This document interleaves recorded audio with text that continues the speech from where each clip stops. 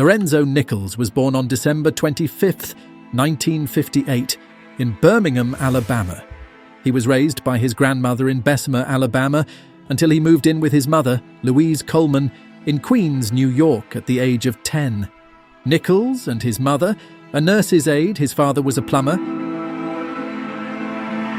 lived in the Ozone Park neighborhood, located in the southeast section of the borough. Nichols dropped out of middle school. He began his criminal career by committing armed robberies. His first arrest came at 13 years old, and he was arrested again in 1976. Nichols eventually moved on to selling cocaine and heroin supplied by the Italian mafia.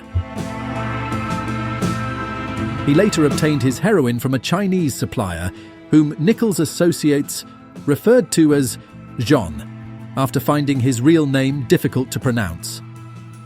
The bulk of Nichols' organization's profits stemmed from hand-to-hand sales of 10 and 25 amounts of narcotics. Working 15-hour shifts was common practice for street dealers under his employ. While incarcerated in a New York state prison, Nichols met Howard, Pappy, Mason, and John, who, after initially serving as one of the former security guards, upon the pair's release, eventually formed his own cocaine trafficking gang. Nichols would routinely supply Mason's organization, the B-Boss, with product. In 1982, Nichols' older sister, Viola, went to work for her brother processing cocaine into crack. Viola was paid approximately $3,500 per week to cook 250 grams of powdered cocaine into 10,000 vials worth of crack. For the BBOs, she would eventually develop a destructive drug habit. Nichols controlled drug sales on Jamaica's 150th Street. In 1985, Nichols was arrested following a raid on his mother's apartment, which resulted in weapons and narcotics charges. Following his conviction, he was sentenced to 25 years to life in state prison. That same year, Nichols' parole officer Brian Rooney was shot to death. Nichols, who gave the order to have Rooney assaulted but, according to him, not killed, was subsequently charged with second-degree murder. Rooney became a target of Nichols because he had him sent back to prison for a parole violation. While Nichols was incarcerated, he gave the order to have rival drug trafficker Isaac Bolden murdered. Bolden, who'd robbed members of Nichols' organization, was killed in November of 1986.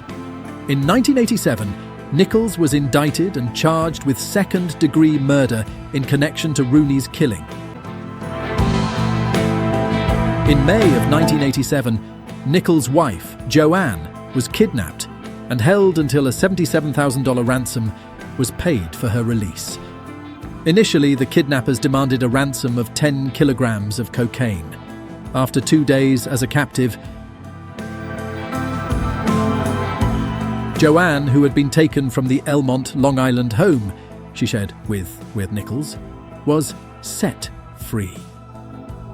In December, 19-year-old Bebo's associate Todd Scott shot a woman, whom he'd suspected of stealing some of his cash and drugs, in the chest on 157th Street in Queens.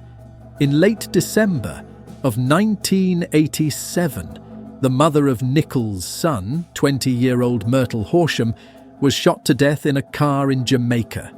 Queens Nichols, who was incarcerated at the time, later testified that he'd ordered the murder because he discovered that Horsham had stolen some of his cash and had subsequently spent it on another man. Horsham had blamed the missing money on a robbery. Nichols had given the assignment to kill Horsham to one of his enforcers. Brian Glaze Gibbs, whom he'd recruited after the latter, was acquitted of murder that June Gibbs delegated the job to 2 of his subordinates. The 2 trigger men, who'd been surveilling Horsham, waited until she left her mother's Springfield Gardens home and got into another woman's vehicle with her son, and then rushed into the back seat of the car themselves. The pair then forced Horsham's friend to drive to a dead-end street at gunpoint. Ignoring Horsham's pleas for her life and her offer to pay them $100,000 to walk away, they shot both women. The gunman then placed the 3-year-old in Gibbs' car, who'd been supervising the entire incident. Gibbs, in turn, drove back to Horsham's mother's residence, left her grandson on the front lawn, and called from a payphone to tell her where he could be found. While Horsham succumbed to her headshot, the other woman's injuries proved to be non-fatal. That same month, Gibbs orchestrated the shooting death of Maurice Bellamy at Nichols' behest. The triggerman, sent by Gibbs, shot Bellamy in the head at the Linden Avenue laundromat, where the latter worked. Maurice was targeted because Perry Bellamy, Maurice's son, had cooperated with investigators probing Rooney's murder. Perry himself, a member of Nichols' organization, was out of reach as he'd been given protection by law enforcement. Following the shooting, Nichols called Bellamy's home and told his relatives that he wasn't responsible for the killing. The murder was intended to lure Perry out of hiding in order to attend the funeral. The plan was abandoned when Perry was escorted while chained to the funeral by police. He is still incarcerated following a state murder conviction stemming from his time as a member of the organization. Nichols was convicted of weapons and narcotics charges in January of 1988. At about 3:30 in the morning of February 26th, a 22-year-old officer, Edward Byrne, of Jamaica's 103rd Police Precinct, was fatally shot 5 times in the head as he guarded the home of a witness from his patrol car on South Jamaica, Queens. Todd Scott, serving as a decoy, distracted Byrne by getting his attention while standing on the passenger side of the police vehicle. The triggerman, David McClary, positioned on the driver's side, shot Byrne at close range using a nickel-plated revolver. Scott, McClary and Scott Cobb, the getaway driver, then fled the scene in a yellow Dodge.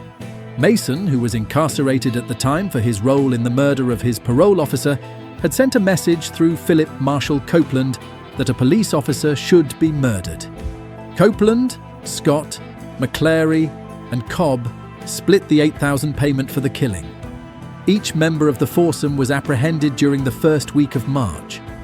Cobb, who'd subsequently made a videotaped confession, was eventually given a sentence of 25 to life, alongside the other 3. On May 12th, Richard Free Jomel of Brooklyn was convicted in connection with Joanne Nichols' kidnapping. On May 21st, Nichols' South Jamaica residence was firebombed, resulting in the death of his 50-year-old sister, Mary Nichols. A perpetrator fired 16 rounds from a semi-automatic weapon at the front of the 3-story home a little after 12:30 a.m. He then proceeded to throw a bomb through one of the ground floor windows before fleeing in a grey Bic sedan with 3 accomplices who'd remained in the car. Mary, who was wheelchair-bound as a result of a stroke years earlier, was discovered by firefighters in a bedroom on the 2nd floor of the house. A 10-year-old son, Winnell Nichols, was transported to Jamaica Hospital before being taken to New York Hospital for treatment of 2nd and 3rd degree burns on his face and both arms. Mary's daughters, Tamika Nichols and Ida Nichols, fled the house unharmed. Nichols' 70-year-old mother, Louise Coleman, and his stepfather, Amos Coleman, also escaped without injury after unsuccessfully attempting to pull Mary to safety. At the time of the fire, Nichols was incarcerated at the Shawangunk Correctional Facility, located near Kingston, New York. On August 11, 1988, a federal task force, comprised of 400 agents, conducted raids on homes in 3 states, in the most wide-ranging response to Officer Byrne's murder 6 months prior. Louise Coleman, who was accused of making drug sales, and Amos Coleman were arrested in Birmingham. Joanne Nichols was arrested in Norfolk, Virginia. Mason's mother, Claudia Mason, was arrested as well. Nichols himself was arrested in his cell at the Wallkill Correctional Facility. Mason was also arrested while serving time in upstate New York. 5 buildings, including Louise Coleman's home, loaded machine guns, cash, heroin and cocaine, were all seized during the sweep. Gibbs, who was also arrested on August 11th, was apprehended on drug trafficking charges by federal agents at a McDonald's restaurant in seeking leniency. Gibbs agreed to cooperate against Nichols, though he pleaded guilty to 5 murders and 2 attempted murders. He served less than 10 years in prison. Gibbs did his time at the federal facility located in Otisville, New York, and FCY Sandstone, a low-security prison in Minnesota. Following Viola Nichols' arrest, she eventually pleaded guilty as part of a deal with prosecutors that required her to cooperate against her brother. She was entered into the Federal Witness Protection Program for her safety. In July of 1989, Viola testified in open court against Claudia Mason and Bebo's third-in-command, Char Shocker Davis, both charged with conspiracy to distribute cocaine base. As a consequence, Davis was convicted and subsequently sentenced to 33 years in federal prison by Judge Edward Corman in 1990. On September 28, 1989, Nichols pleaded guilty to 2 counts of racketeering-related murder in connection to the deaths of Bolden and Horsham. As part of a plea agreement with federal prosecutors, Nichols gave testimony, explaining his role in the killings in the chambers of Federal District Court Judge Edward Corman. The agreement also required that he cooperate against members of his organization, including Mason. Nichols was already serving a 25-year-to-life sentence stemming from drug convictions in state court. In 1992, Nichols pleaded guilty to ordering Rooney's murder and was sentenced to a term of 25 years to life in prison for his role in the crime. He was also given a 40-year sentence in connection with federal racketeering, murder, and narcotics convictions. At its peak, Nichols' organization generated $20 million annually in drug sales. A 2-year criminal investigation, nicknamed Operation Roadrunner, exposed both Nichols and convicted Detroit drug trafficker Richard Whiteboy Wershey on involvement in an auto theft ring which had sold over 250 Florida vehicles to 14 other states from 1999 to 2005, grossing $8 million in the process. Nichols pleaded guilty to racketeering for his role in the scheme in December of 2006. Nichols, who along with Wershey was incarcerated in Florida and in the Witness Protection Program, received a 10-year sentence after confessing to heading the ring. In March of 2010, Nichols became eligible for parole. However, he declined to appear before the board. Nichols was eventually granted parole after a February 23, 2022 hearing, and was released from state custody on April 5th and placed in federal custody, the State Department of Corrections and Community Service said in a statement. The feared drug lord's federal conviction on drug and murder racketeering convictions runs until 2026. As of that date, some feared that parole from his state sentence could see him out soon. A retired detective who worked on the Byrne case said it would be outrageous if Nichols were let go.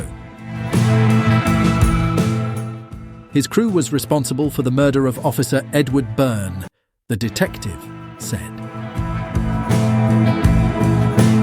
Police officers who dealt with Nichols and his crew in the 1980s said he wasn't meant to breathe freely one day.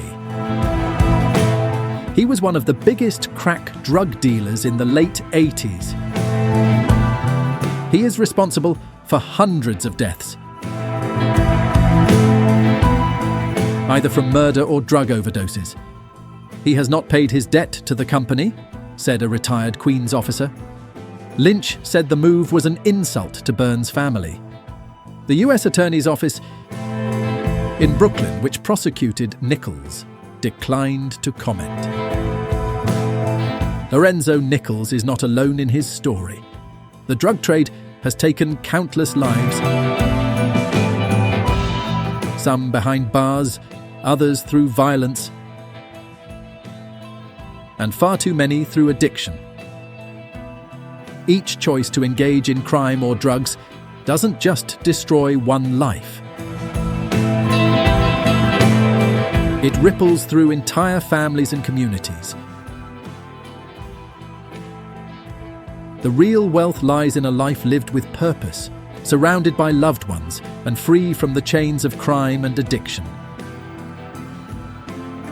Staying away from drugs and crime means you get the opportunity to live your life fully, without fear of it being cut short by violence or imprisonment. But Nichols' story doesn't have to be yours. Each of us has a choice to rise above our circumstances, to reject the false promise of drugs and fast money, and to build a life based on integrity, hard work, and respect for others. Lorenzo "Fat Cat" Nichols once had it all: money, power, and control. But in the end, crime took it all away.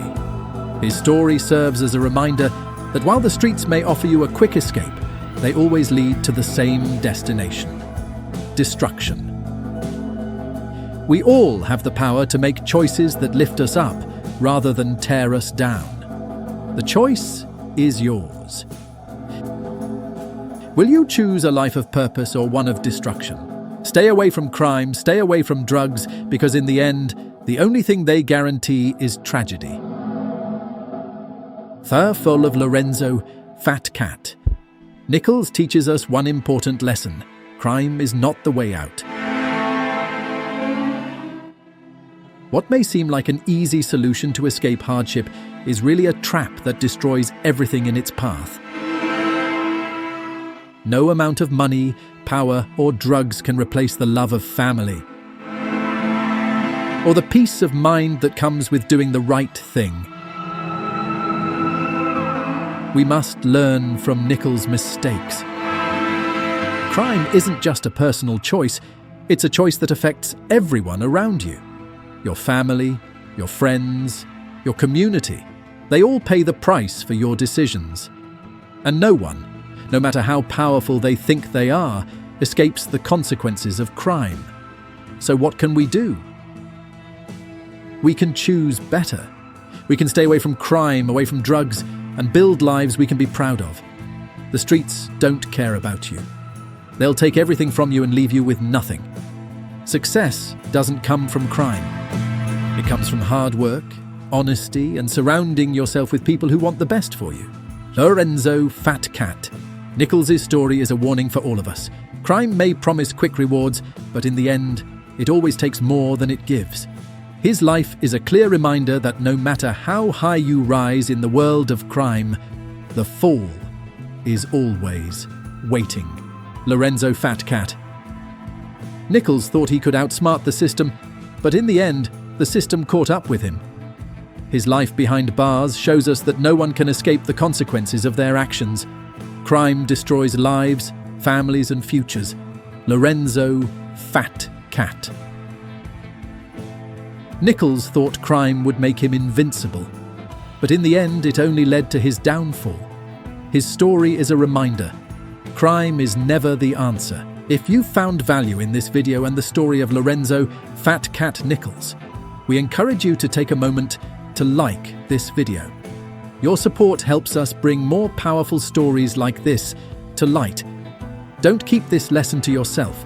Share it with your friends and loved ones, because we all can learn from the consequences of a life of crime. And we'd love to hear from you. Leave a comment below with your thoughts. What did you take away from the rise and fall of Lorenzo "Fat Cat" Nichols? Your feedback helps build a stronger community of learning and growth. And if you haven't already, make sure to hit that subscribe button. Stay connected for more impactful content, real-life stories, and powerful lessons that can shape your future.